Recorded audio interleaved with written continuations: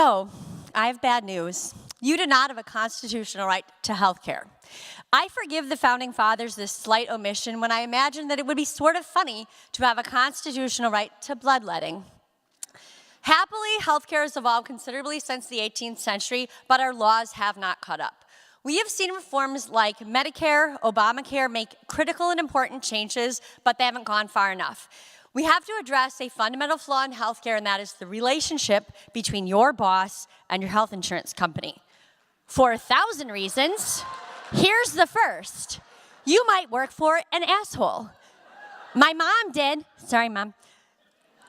She had been a teacher at a Catholic grade school for 5 years when she was pregnant with her first child and found out that her health insurance didn't cover maternity because that's consistent with their morals.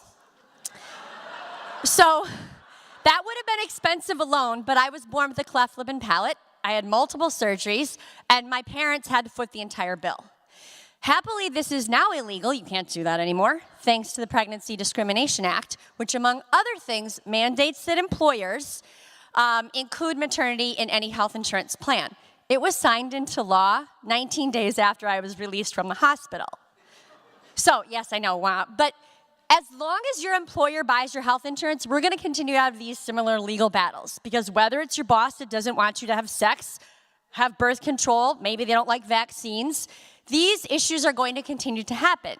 Now, you might think, well, I have an awesome boss, so I have to worry about that. Ha! Unfortunately, even if you have the greatest boss, I did, you can still be gambling with your health. 4 years ago, I was diagnosed with ovarian cancer. I was very lucky to be employed and have an awesome job and great health insurance. But when I put my paperwork in to be covered for long-term disability, I was denied long-term disability coverage because 3 months before my eligibility date, I got a vitamin B12 shot, which meant that they felt my cancer was a pre-existing condition, which is awesome and still totally legal today. Great. So this is why, if you don't have long-term disability insurance, you're not an employee, and your employer can cut your health insurance. I didn't have to work while going through treatment because, for one reason, my boss kept me on payroll. For 8 months while I went through treatment, he paid me just because no law made him.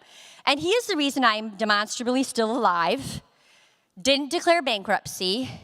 Now, the sad news is, and I'm not in jail. Now, I worked for the nicest guy in the US, and none of you work for him because he's in Brooklyn, New York. The other sad reality, though, is because of how expensive my care was, that company lost all of their insurance the subsequent year. And the exact same things happens to employers all across the United States. You could have an employer that wants to do right by their employees, but the costs become prohibitive for employers large and small. Now, one of the big, huge problems is that in our framework that we have designed, we have pitiful, terrible cost controls. We have millions of employers purchasing thousands and thousands of individual plans in a financing system so complex, convoluted, it makes banking look like cellophane. How does this relate to you? As an individual, it's nearly impossible for you to learn how much your care is going to cost before it's too late, and you've already had your treatment and you can't return your heart surgery. Yeah, sometimes we wish we could. Now, I want everyone to be very careful when you see all of these news coverage around MNsure premiums are going up. No, they're not. MNsure owns nothing. It is private insurance companies that are selling something on MNsure. MNsure's like Craigslist. And they can increase those prices at will. Because unlike in Europe and in Canada, we place no cost restrictions on what pharmaceutical companies and hospitals can charge. Now, in Europe, they're able to negotiate their prices down because they put all their citizens into one universal pool. If you don't think that health is a public issue, I think you should buy a hatchet and move to none of it, where you don't have to worry about vaccines, diseases. Thanks. Now, I know, friends, you're all paying a lot of attention to the election right now.